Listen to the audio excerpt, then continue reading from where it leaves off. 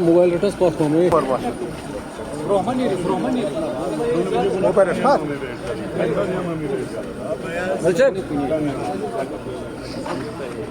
Mobile Raid two पाता क्यों गो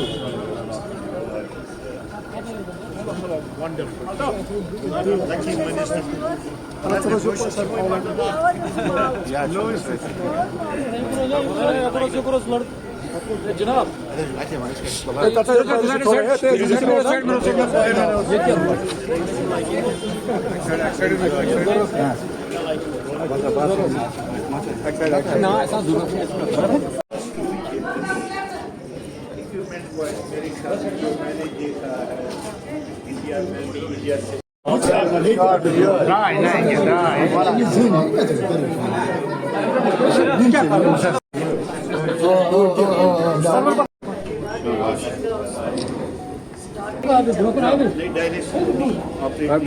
mobile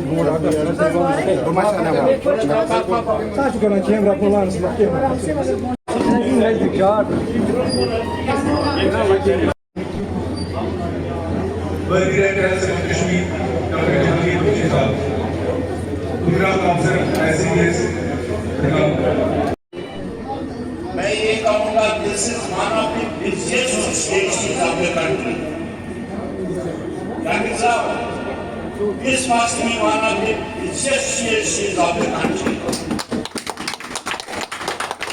बहुत ही इसमें बहुत ही बड़ी तवारी है कब ये एस्टैब्लिश हुआ, कितना काम किया, इनकी मागाम को अल्लाह ताला ने एक नजाकत दी है। This is a central place मैंने ऑलरेडी अपनी महबूब लीडर सीएम साहब से हेल्थ डिपार्टमेंट से डॉक्टर रहे हैं, जैसे उन्होंने खुद कहा है इस इलाके में उन्होंने लोगों की खिदमत की है एज डॉक्टर। लेकिन अल्लाह का शुक्र है आज आप लोगों ने इनको मौका दिया है इस इलाके की नुमाइंदगी करने के लिए। और आज ये वैसे डॉक्टर नहीं वैसे एमएलए आपके लिए डिमांड करते हैं और आपके लिए जो भी चीजें हो चाहे वो पैरामेडिकल स्टाफ की अवेलेबिलिटी है उससे कोई असर नहीं छोड़ते। जब मौका मिल रहा है हमें चीफ मिनिस्टर साहब के पास आपके इशू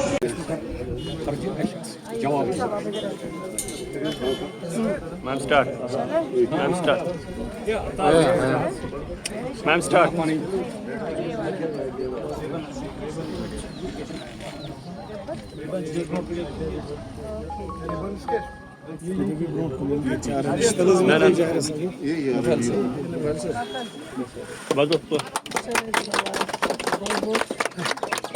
ये कब तक होगा तैयार? प्रोजेक्ट साल में हो जाएगा first phase that is single phase construction of administration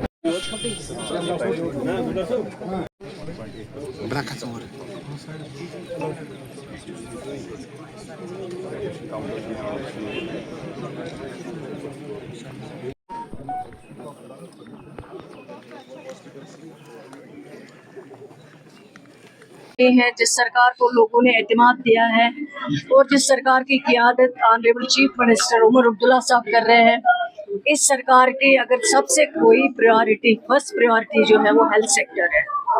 और हेल्थ सेक्टर में इन 18-16 महीनों में जो हमने कोशिश की है, जहां तक इक्विपमेंट्स की अगर बात करें, कैथ लैब सिर्फ हमारे जीएमसीज में हुआ करती थी या सिकिम्स में हुआ करती है, लेकिन आज जो हमारे जीएमसीज नए बने उनको बनाया गया था, सिर्फ बिल्डिंग को इनाग्रेशन किया गया, उसके बाद ना कोई क्रिएशन हुई थी, ना कोई इक्विपमेंट्स थे, कुछ भी नहीं था। तो हमारी कोशिश इस 1.5 साल में यही रही, जैसे कैथ लैब हो, एमआरआई हो, या यहाँ पे जैसे आज ऑनरेबल एमएलए साहब ने कहा है और मैंने भी अपनी तकरीर में कहा है कि हम चाहते हैं कि पेशेंट केयर ज़्यादा से ज़्यादा बेहतर हो। उसके लिए जो इक्विपमेंट आज यहाँ पे आए, जिनकी कीमत लगभग 5 करोड़ के करीब है, जो हमने यहाँ पे पहुँचा है और जिनको हमने आज इनाग्रेट किया, उसमें सर्जरीज हो सकती है यहाँ पे और आसान तरीके से हो सकती है, उससे लोगों की मदद मिलेगी। और हमारी कोशिश है आगे भी, डायलिसिस भी हमने ऑलरेडी यहाँ पे सेंक्शन किया हुआ है, इनके पास जगह कम थी, लेकिन अब उन्होंने तैयारी की है। वो डायलिसिस यूनिट भी यहाँ पे स्टार्ट होगा,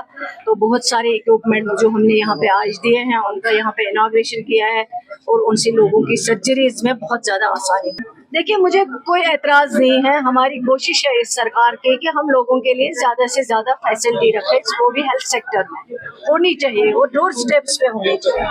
जहाँ तक ट्रॉमा हॉस्पिटल का सवाल है, नीड है यहाँ, उसमें कोई दो राय नहीं है, क्योंकि हाईवे पे पड़ता है और ऑलरेडी यहाँ हमारे पास ज़मीन भी है। जहाँ पुराना ओल्ड हॉस्पिटल जो यहाँ पे था, अगर हम उसको डिसमेंटल करें और ज़मीन में नया एक हॉस्पिटल खूबसूरत बने, लेकिन मेरा इसमें सिर्फ इतना ही है, हमें सिर्फ बिल्डिंग नहीं बनानी है, हमारे पास डॉक्टर होना चाहिए, जो उसके लिए स्टाफ हो, जो उसके लिए इक्विपमेंट चाहिए, ताकि बाकी अगर हम ट्रॉमा हॉस्पिटल उसको नाम देते हैं तो वहाँ बाकी इस तरह का इलाज होना चाहिए।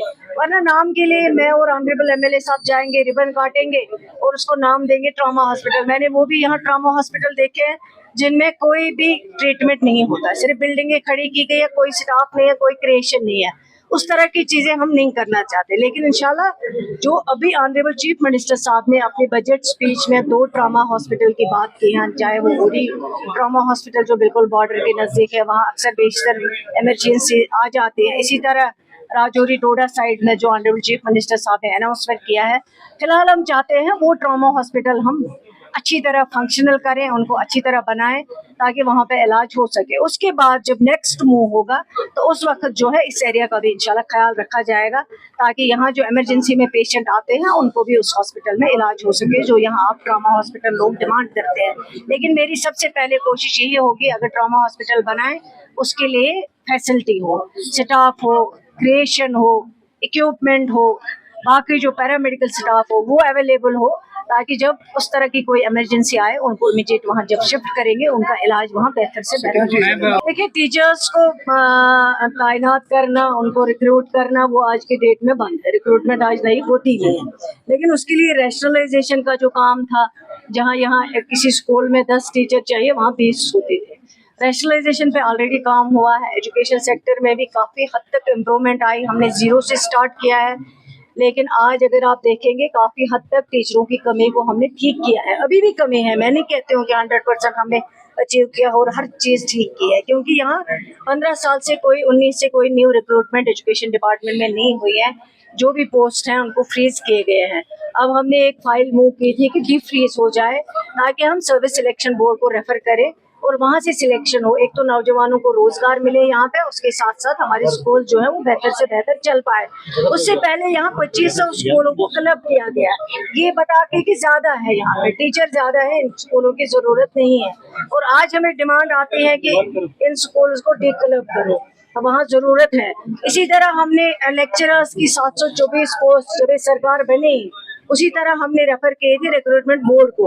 अल्लाह का शुक्र है कि उसमें अभी तक कम से कम 300-400 पोस्ट जो है रिक्रूटमेंट बोर्ड से क्लियर होके आए हैं और वो भी जाएंगे। हम कोशिश करते हैं कि ज़्यादा से ज़्यादा यहाँ पे टीचर अवेलेबल हो, तालीम अच्छी हो, क्योंकि जब आप स्कूल रखते हैं वहाँ पे हर फैसिलिटी होनी चाहिए और टीचर होना चाहिए जो बच्चों को अच्छी तालीम दे सके। लेकिन मुश्किलें बहुत है, इतना आसान भी नहीं है। सरकार कर रही है इसमें कोशिश, और पिछले 19-15 महीनों में नहीं, ऐसा तो कुछ भी नहीं है। जब ये सरकार बनी और हमने कहा है कि जितने भी लोग अटैच बैठे हैं उनको डिटैच कर दीजिए, उनको डिटैच किया गया। अब अगर कहीं पे मैरिज ग्राउंड पे कोई है, हेल्थ इशू पे कोई है, जिसका कोई सीरियस बीमारी है, उनको तो हम निकाल नहीं सकते, इंसानी फितरत है, उनको तो रखना है। उसके अलावा बाकी जो